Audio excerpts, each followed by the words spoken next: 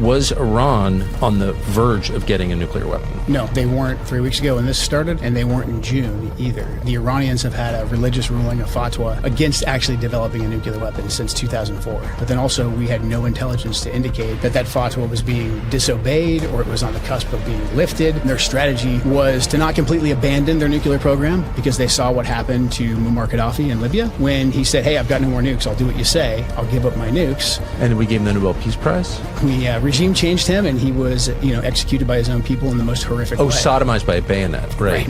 Okay. Yeah. That's the lesson, I think, that the entire region took from that. Yeah. The Iranians also knew that if they came out and said, okay, we've got a nuke, whether they were bluffing or not, right. Saddam Hussein, Iraq right next door. So they kind of had this... And he hung, I think. He was hung by his own people, after a bloody war that's still essentially going on. So the Iranians' position, when viewed from the lens of the region, was actually fairly pragmatic. A substantial portion of our information touches Israel at some point. Either it's collected by them, it is shaped by them. It's not purely American. Do you think it's fair? I think it's incredibly important to realize that it could be given to us to influence us as well as to inform us.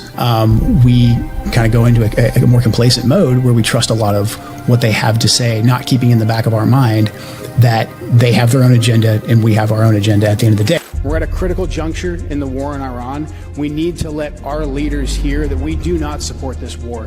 We do not think there's a vital national security interest. We want to bring our troops home. We want to work towards peace in that region. We do not want 20 plus more years of bloodletting.